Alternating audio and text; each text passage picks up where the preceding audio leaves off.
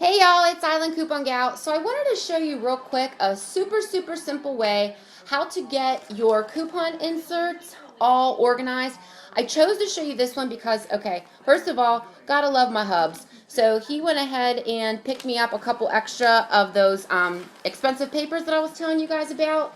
The $2 paper that has this one-page Red Plum ad in it. Okay, so we have one page of the Red Plum.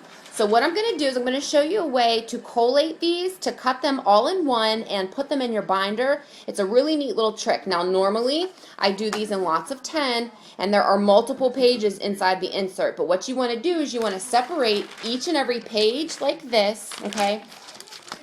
You want to lay them out. Okay, so all I'm doing is opening up this page, laying them all out together, okay? And like I said, I usually do this in groups of 10. Okay, so as you can see now, they're all together, okay? And we have one coupon over here and two coupons down here. So what I then do is I make sure that, hopefully you can see this, I'm trying to do it, you know, at the best, this is the best angle I can come up with. So here's a coupon right here. What I do is you see there's a space here, there's really nothing pertinent to that coupon. I then take my stapler and I staple them together. So now all of those coupons, all 5 of these, are in one little package.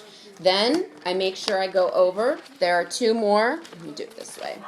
There are 2 more coupons over on this side. So then I find a space, which in this case, in this corner, it looks like this corner is pretty good. So then I'll staple up here. So now it's in that corner. And then same thing for this coupon. I pick this little space right here. Make sure they're all nice and lined up. And then I staple right there. So the manufacturer coupon area, the date that it's expired, the value, and the barcode, none of that has been affected by my stapling. So then what I do is I take my scissors, and I will use my, excuse me, my paper cutter, my cutter scissors, or my cutter tool. But for this purposes, I'm going to use my scissors because there's only 5 of them, and these are really flimsy. So I take my scissors, okay, and then I cut them out. And because they're already stapled together, I don't have to worry about any of them falling apart or going all over the place. So then I now have 2 coupons that I'll cut down the center. Oopsie. So now my coupons are ready to roll. They're ready to go in my binder. They're stapled together, so if they fall out, sometimes I know that certain ways I hold my binder, they'll fall out. At least they're heavier when they're reinforced together with a staple. Now I will go and I'll trim off this excess so that there's no, extra paper space. But as you can see, it's very important. See now, this one, I cut off a little bit of the barcode. So you want to make absolutely sure that the paper doesn't fold down, which I guess I didn't do too good of a job doing that, but I can't re-record because I've already cut. So for this one, I may do a little bit extra space now that I see that some of my coupons are getting a little bit, cut. And I put that light on in the background thinking that it might help, but I think it actually made it worse. But anyway, so I'm going to give it a little bit more space on here. Okay. So this one I cut a little bit of a border on it to make sure that none of my coupons were clipped whenever I cut, right? So all the barcodes are intact, nice and neat. So then I can go back through. Hold on, baby. I can go back through. Oh, thank you. You're welcome, Mom. Now, if I have a sleeve that is smaller, I can always fold the coupon up like this so that I can still see the value, the wording on it. Not too much of the picture. It's nice to have a picture to go with the wording, but I alphabetize my coupons when I put them in my binder. So this one is for one of the 5-liter 6-pack of Nestle Pure Life. You see that? So then what I'll do is I will go under the manufacturer, which is Nestle, and I'll put it under N and fold this coupon up like this so that I can just stick it in my envelope. Thank you, buddy. So then I now have the rest of this extra paper gone. I can just throw that away. Done.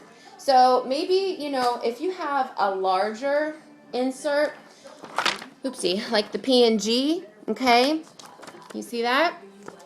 So then what I do is I just do the same thing, okay? I'll go through. This one has, coupons on the back. So what I'll do is I'll take the cover off of each of my PNGs. And I'll take this page off, right? And then I'll take this book. I stuck that over there. I'll stick that back on top of one another. And I work one insert at a time so that I don't get confused. I suggest doing this as soon as you get your inserts because it's very difficult to keep oh my gosh, I just had a total freeze. Catch up when you get really far behind. So like I said, I do them in groups of 10.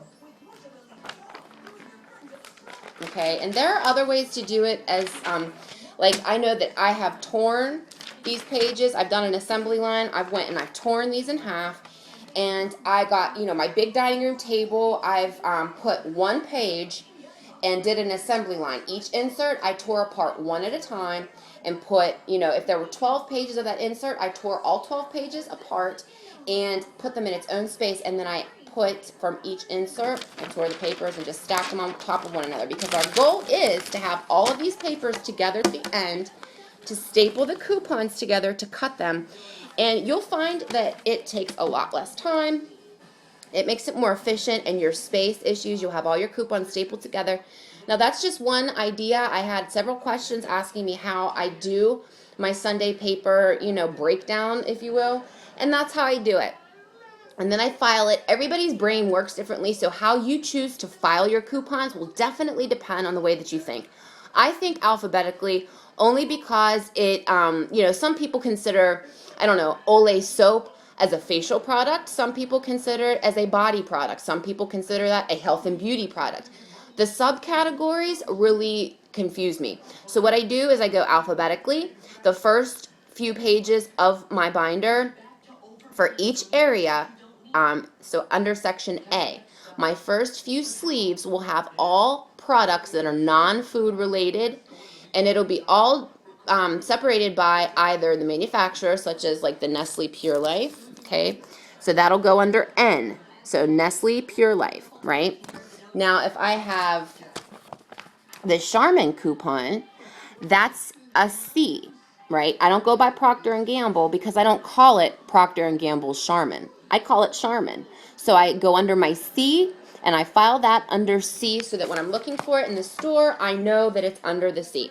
Now, for the Nestle Pure Life, I definitely call this water Nestle Pure Life, okay? So I will file that under N. Now, if you call this just Pure Life, file it under the P. Or if you have your, binder broken down into subcategories, that would obviously go under water or bottled water.